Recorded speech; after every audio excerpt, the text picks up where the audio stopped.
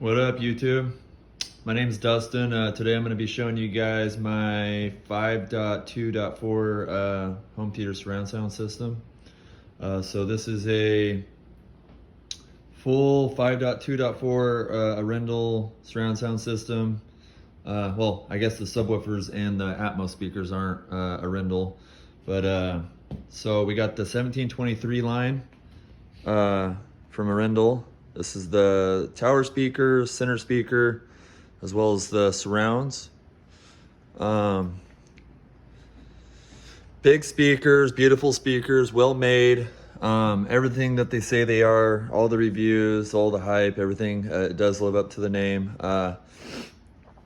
Only thing I can really possibly say about these is I love the sound, I love the neutrality that comes out of them. They're not too bright, they're not overwhelming. They do get loud, they play loud, they sound nice, but I will say it may just be my setup, or maybe I still have some tweaking left to do in the processor. But for as big as they are, and as many drivers as they have, and as low as they say they go, I will say that you do need a subwoofer with these. For whatever reason, there's just not a ton of bass that comes out of them. So if you plan on just using it without a subwoofer, and it could just be the room, you know. My room isn't acoustically treated. It is really long. And, you know, I mean, obviously it's not really conventional. I mean, look how close the speakers are to the subwoofer and the entertainment center. They are ported, so they do need room to breathe from what I understand. But with all that being said, they just, from what I at least seen in my eyes, they don't produce a lot of bass. I mean, it's not like underwhelming amounts of bass. They sound great in a 2-channel setup. They just don't shake the room, or they don't fill the room with bass. And like I said, that could be just due to my room, or possibly the way I've got it set up in the Anthem AVM 70 processor. So for subwoofers, I am rocking the TV2112 from Power Sound Audio. This thing is a beast. It's a 21-inch woofer, and it does shake the house. I mean, it's everything that they say it is. I've done months of research trying to figure out which subwoofers to go with. I've decided, you know, I could have went with smaller subwoofers and done 4. I could have done this, could have done that. My very first subwoofer was the SVS PB16 Ultra. Right now that's behind the corner of the couch, so you can see they're in diagonal. I'm still actually trying to figure out how to integrate them with this room. I'm still kind of having trouble with that. And the only reason I say that is because, so I got the Anthem Arc AVM 70 processor that has Arc Genesis processing inside capabilities. And it is a bit of pain to use. I mean, I've tweaked with it every which way. I know how to use it. I know how to play with it. The only thing is so they recommend that you turn the crossovers up on the subwoofers all the way before running the calibration, right? Generally, that's the recommendation before running any kind of calibration on a processor. Well, with that being said, there's graphs and all that stuff on Arc Genesis that you can look at and check out prior to running the calibration. And anytime I turn these crossovers all the way up on the subwoofers, you can see that they're shooting all the way upwards of right around 2,000 kilohertz. I don't even know how that's possible, because subwoofers can't go that high. It's really not possible. But it does show it on the graph that they're reading at 2,000 kilohertz. Whenever they play their test tone, it will show it up to 2,000 kilohertz. Well, anyhow, the processing, when you run the calibration and it sees that and it reads that and it goes through all its speakers layouts, and at the end, when you get to the processing after using the mic setup and all that stuff, it just continues to keep trying to set my crossovers and all my speakers just astronomically high. I mean, it will set my subwoofers at a 200 crossover. It will set my towers at a 250 crossover. It'll set my surrounds and my Atmos speakers. They all get set up properly for whatever reason. But the front soundstage, I don't know what it is, but Arc Genesis has notoriously set the crossovers up wrong. I mean, it will do 11 path I mean, just all kinds of weird stuff. So I'll have to go in, I'll have to turn the crossovers down, which makes me think that I'm just not getting the proper sound out of this room or out of these speakers. When I first got this speaker setup, before ever running art calibration or any of that, they sounded the best. I mean, the sound I was hearing out of them was like I've never heard before. It just was so neutral, and it was just such a nice sound. It's kind of hard to describe, but it just sounded absolutely beautiful. And then ever since I went in and done the calibration and this and that, it sounds, for whatever reason, better without the art calibration turned on. Now, I don't know if there's anyone out there that, obviously, I mean, I'm assuming there's a lot of people out there that are handy with this stuff. Maybe you guys can drop below in the comments and maybe give me some advice and what you think, and maybe there's some tips or something that I'm doing wrong. Like I said, the subwoofer integration has been a nightmare. I mean, it doesn't sound horrible, but I just know I'm not getting what I should be getting out of these subwoofers. The only time I do get what I know I can get out of these is when I mess with the crossover in the back, you know, and turn it down to 80 and then crank the gain up and then play some music. But then at that point, it's just, I mean, it's like bombs going off in this room, and it's just way too much. I just want it to integrate with the front mains, and sound more even across the center stage. That's all I want.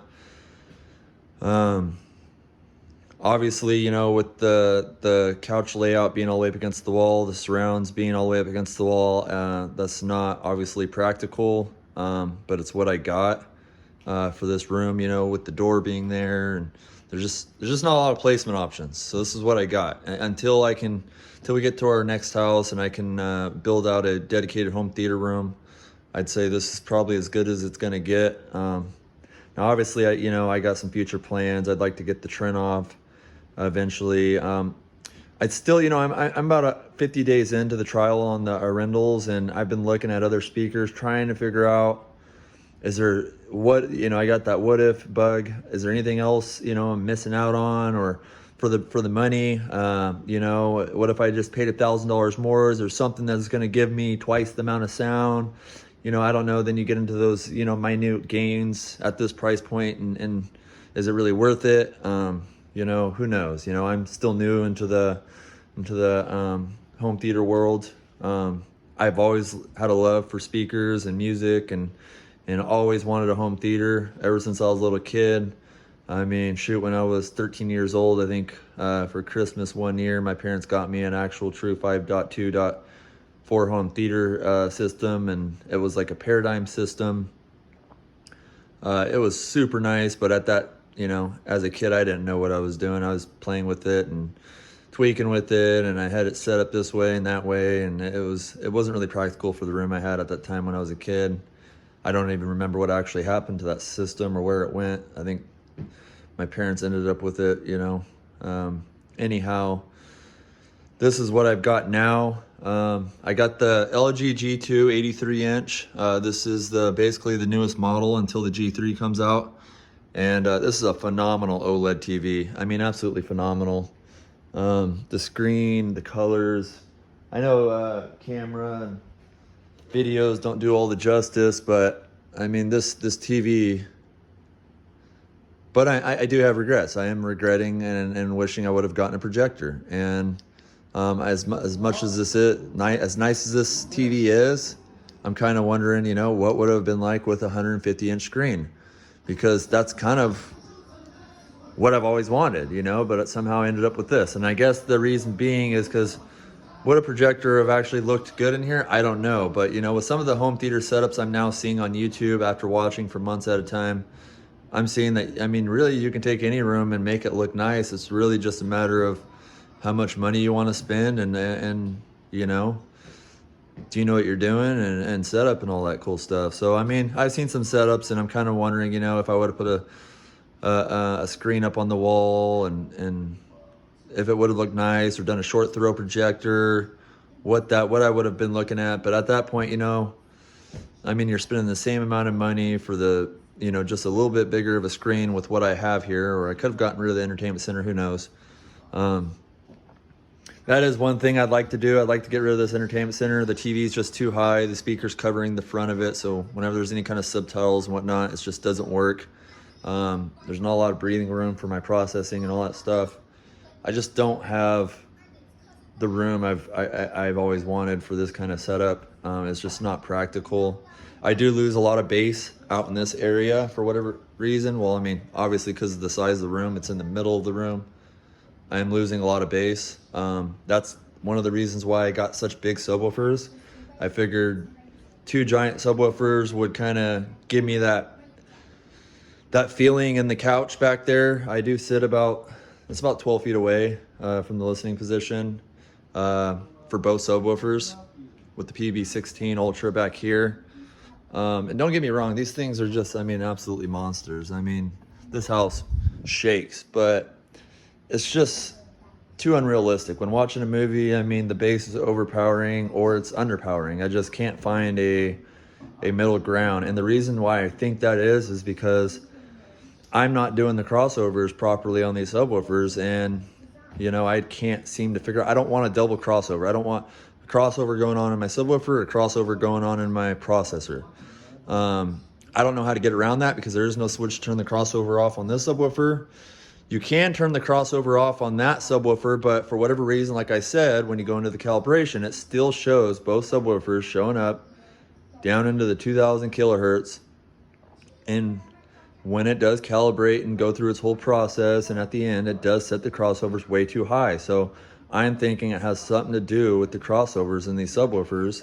That's my only thing I could think of. I've tried it both ways. I've tried setting the crossover in the subwoofer prior to running calibration, and I've tried maxing the crossover out prior to running calibration. Now, when I do set the crossover in the subwoofer before calibration, it does make a difference. It does bring it back down to, you know, 300 hertz, where it drops down to. And with that being said, the crossovers are a little lower, but they still tries to set the speakers in this room way too high. It still sets them at 150 on the mains, and it'll try to do 90 on the center, and it'll try to set 170 crossover on the subwoofers with a pass. And it's just weird, and I can't seem to figure it out. And if anybody's got any recommendations or is familiar with ARC, or a room that's this size, maybe you guys have some tips, or maybe you guys have some advice that you could give me, just put down in the comments below. I am going to be doing more videos on home theater. This isn't my first home theater. Prior to this, I had the BP 920s from DefTech. Those sounded good, but you could just tell it was a whole different level. It wasn't as realistic. I mean, the bass was just muddy. I mean, I had a huge bass issue going on in this room. The bass just did not sound anything like this. The speakers were not even on the same level. Not saying that the BP 920s or DefTech speakers aren't any good. It's just, it wasn't really what I was going for. It was definitely lower end. Not saying DefTech's crappy or anything. I have a preference for, I don't know, the nicer and better of things, I guess, in life. And I know this isn't the best or the, you know, best of what a guy could get in his home theater, but I definitely have plans to get, you know, a Trinov and all the nice stuff in the future. And with all the reviews and everything I heard on Arendal, I decided I'd give him a try. I'm still wondering if there's anything out there that I'm missing out on. Is it worth returning these and maybe getting something else? I don't know. I've done countless amounts of time spent in research and looking at speakers, and it's really hard to say, you know, if I would have went. I think there's one other speaker that I got stuck in my mind, and that's the Revels F208s that I keep thinking about. I haven't had a chance to hear them, but the reviews I've heard on them just make me wonder, would that maybe give me the sound I'm looking for? I don't know.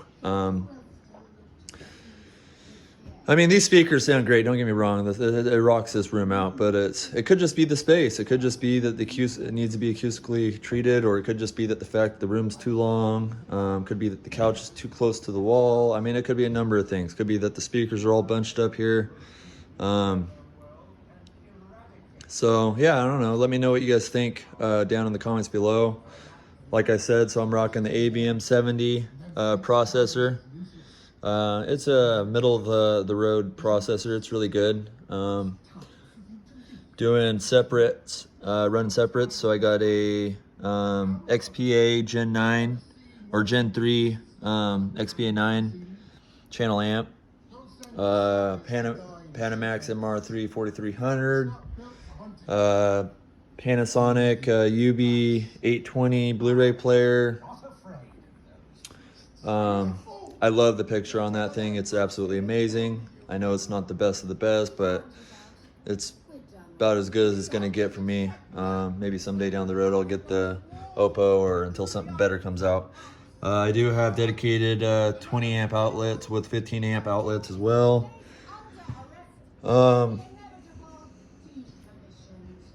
So yeah, if anybody has been interested and wondering what the Arendal speakers look like or sound like, they are fantastic speakers, don't get me wrong. They are big, very large, heavy speakers. I mean, these surrounds weigh 35 or 40 pounds. I mean, they're huge. Looks and video and pictures don't do it justice. You'd have to see them in person. Towers are huge, they're heavy. You would think a lot more bass would come out of them. It doesn't. It could just be that I don't have them set up properly. I've tried running them full range in the amp or in the processor. I've tried many different things. I don't know what I'm doing wrong. I don't know if it's just the room, but there's just not any bass really coming out of these things. Not saying that there is no bass coming out of them. It's just, it's not like the BP 920s, which is, you know, which do have built-in subwoofers, obviously, but I mean, don't even compare as far as cost go. I mean, for a third of the cost, I mean, you can get maybe one speaker. I mean, for the whole set of speakers there, you can get maybe one surround sound speaker. So I'm not really sure what I'm doing here, but this is their top of the line for Arendal 1723 series. Like I said, the TV2112, the PB16 Ultra. If you guys have any questions, or you have any tips or tricks that I could maybe use to try to integrate these subwoofers with my Anthem receiver or processor, please let me know in the comments below. I will be doing more videos, so stay tuned. And yeah, like I said, this is the LG G2 83-inch. Fantastic picture. I will be going to a dedicated projector screen here soon. Once I have a dedicated space where I can actually set this all up, tune it, put home theater seating in, and do maybe a riser. That's all coming in here in the future. But for right now, this is what I got. This is the space I have. So yeah, it does definitely jam out. It's probably more than what most people have, I'd assume.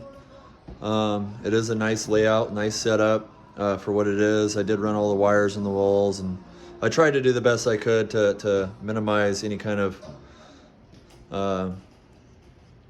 looks to the room and whatnot, and try to keep it as conventional as possible without just tearing it up.